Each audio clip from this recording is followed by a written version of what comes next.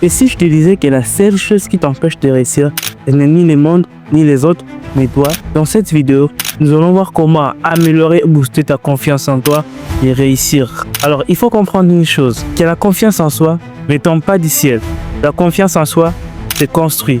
Vous savez, moi je dis souvent, même un président de la République, pour parler à son peuple, il doit avoir confiance en lui. Parce que s'il n'a pas confiance en lui, eh bien c'est chaos, c'est mort. Alors la confiance en soi contribue énormément dans la vie de chacun d'entre nous.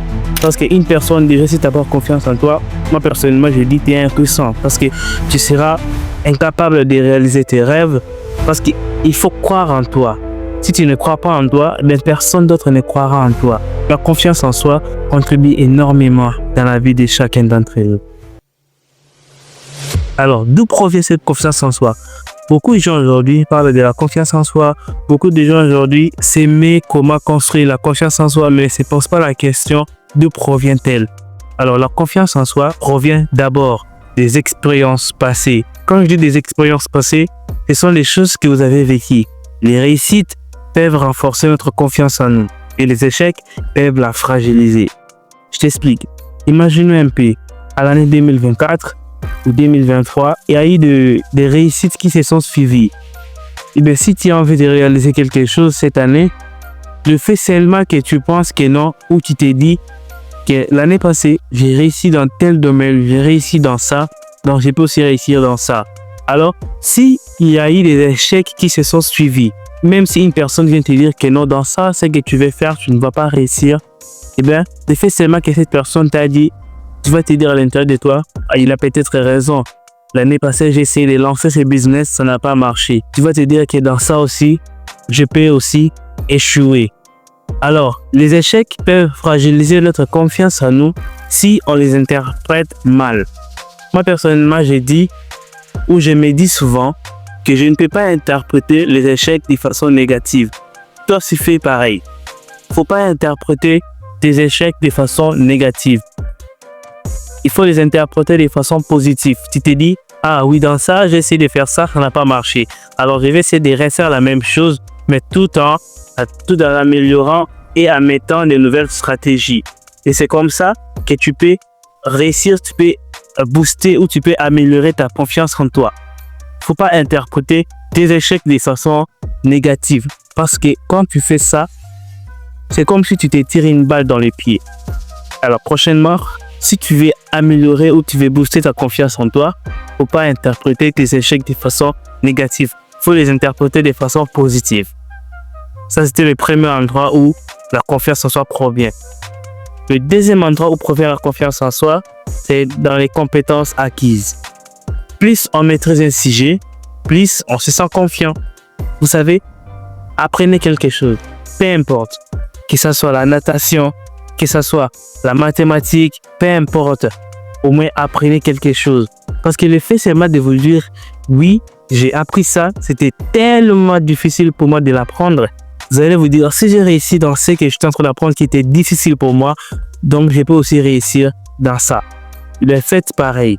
Apprenez quelque chose. Moi, personnellement, je ne peux pas terminer ma journée sans pour autant apprendre quelque chose, sans pour autant apprendre quelque chose qui peut me construire. Apprenez quelque chose, peu importe, mais au moins quelque chose qui pourra vous permettre d'être à un autre level. Vous savez, Nicolas Sarkozy, le président sortant de la France, lui, il lit plus de 40 pages chaque jour. Il a dit dans l'une de ses interviews, s'il ne lit pas 40 pages par jour, sa journée est un échec. Moi, je ne vous dis pas de faire pareil, de lire 40 pages par jour. Moi, personnellement, je ne lis pas 40 pages par jour. C'est carrément difficile même pour moi. Mais au moins, j'essaye d'apprendre quelque chose qui me construit. Au moins, j'essaye d'apprendre quelque chose qui m'amène à un autre level.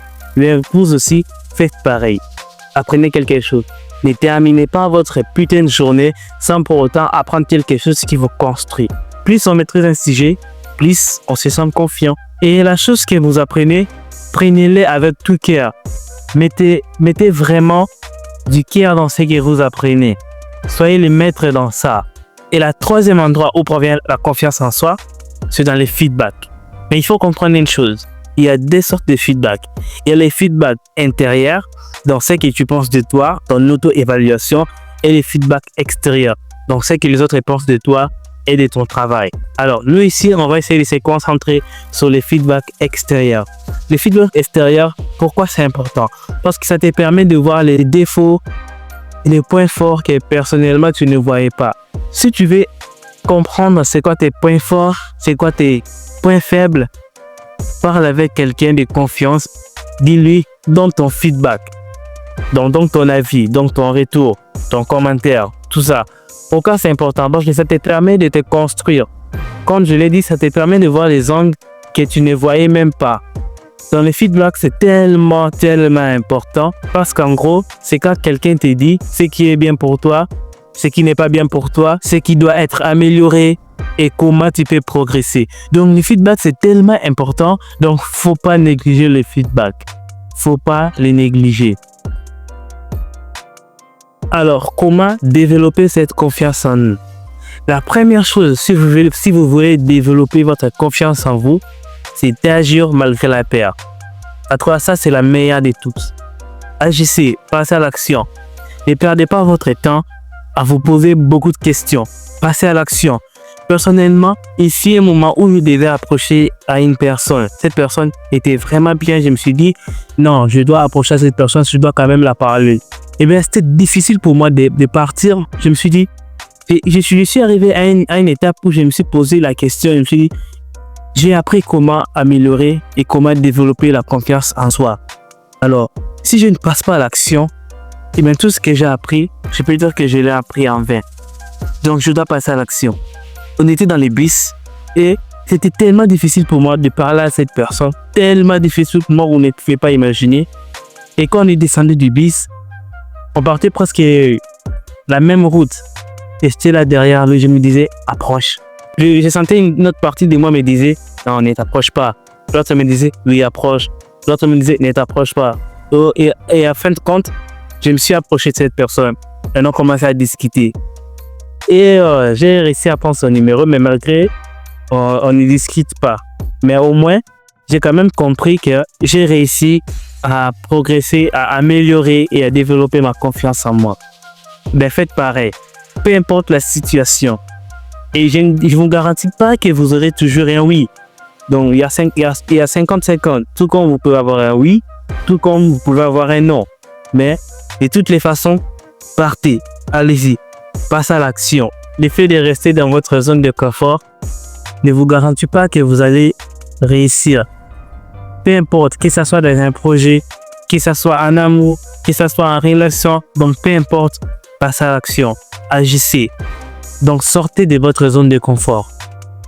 Ça, c'était la première chose. Et la deuxième chose, si vous voulez améliorer votre confiance en vous, c'est de se former, donc se préparer, acquérir des compétences pour se sentir légitime. Donc, comme je l'ai dit dans la première partie, que plus on maîtrise un sujet, plus on se sent confiant. Ici aussi, ça revient. Donc, formez-vous, préparez-vous. Moi, personnellement, ces derniers temps, j'apprends l'anglais. Et sans vous mentir, ça me permet vraiment d'améliorer ma confiance en moi, de progresser. Donc, c'est vraiment important. Il faut se former, les gars. Il faut se former, il faut se préparer. Parce que le fait de ne pas se former, le fait de ne pas se préparer, le fait absolument de ne rien apprendre, vous n'allez pas vous sentir légitime. Donc, en bref, en gros, formez-vous, préparez-vous, apprenez. Il faut acquérir des compétences pour vous sentir légitime. Ça, c'était la deuxième chose. La troisième chose, si vous venez améliorer et développer votre confiance en vous, c'est de visualiser ce succès passé. Vous savez, comme je l'ai dit, les réussites peuvent booster, améliorer notre confiance en nous. Et les échecs peuvent la fragiliser. Alors, si vous voulez améliorer votre confiance en vous, il faut visualiser ce succès passé. Il faut vous dire, oui, je réussis dans tel ou tel autre domaine. Donc, je peux aussi réussir dans ça. Donc, c'est vraiment important de visualiser ce succès parce que ça vous permet de grandir, de progresser et de vous améliorer. Ça, c'était la troisième chose.